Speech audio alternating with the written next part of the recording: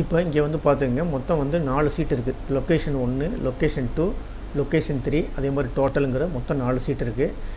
இப்போ நம்ம என்ன கண்டுபிடிக்க போகிறோம்னா இந்த லொக்கேஷன் 1, லொக்கேஷன் 2, லொக்கேஷன் 3 இந்த 3லேயும் உள்ள பர்ச்சேஸையும் எவ்வளோ பர்ச்சேஸ் பண்ணியிருக்கோம், அதே மாதிரி எவ்வளோ சேல்ஸ் பண்ணியிருக்கோம் அதை வந்து டோட்டல் பண்ணி நம்ம 4வது சீட்டில் போட போகிறோம்.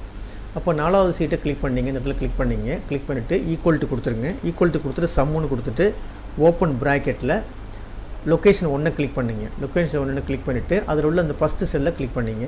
கிளிக் பண்ணிவிட்டு கம்ப்யூட்டரில் ஷிஃப்ட்டை அழுத்திங்க. ஷிஃப்ட்டை அழுத்திக்கிட்டு இந்த 3வது லொக்கேஷன் 3 இருக்குது பாருங்கள், லொக்கேஷன் 3 கிளிக் பண்ணிவிட்டு அதே செல்லில் கிளிக் பண்ணிங்க. கிளிக் பண்ணிவிட்டு இந்த ப்ராக்கெட்டை நீங்கள் க்ளோஸ் பண்ணிட்டீங்கன்னா போதும், ஆட்டோமேட்டிக்காக உங்களுக்கு வந்து ஒரு செல்லுக்கு மட்டும் ஆன்சர் வந்துடும். இப்போ என்ன வந்துருச்சு, இந்த மவுஸுங்கிறதுக்கு மட்டும் பர்ச்சேஸ் வந்துருச்சு, எவ்வளோ அமௌண்ட் பர்ச்சேஸ் பண்ணியிருக்காங்க. இதே ஜஸ்ட் ட்ராப் பண்ணி கீழே எடுத்திங்கன்னா ஆட்டோமேட்டிக்காக அடுத்த செல்லுக்குலாம் வந்துடும். இப்போ இதே ஃபார்முலா அடுத்ததுக்கு வேணும்னா இங்கே ரைட் கிளிக் பண்ணி அப்படியே இந்த ட்ராக் பண்ணி ரைட் சைடில் எடுத்திங்கன்னா ஆட்டோமேட்டிக்காக சேல்ஸ் ரிப்போர்ட்டும் ஆட்டோமேட்டிக்காக வந்துடும். இதே மாதிரி நீங்கள் ஒர்க் அவுட் பண்ணி பாருங்கள்.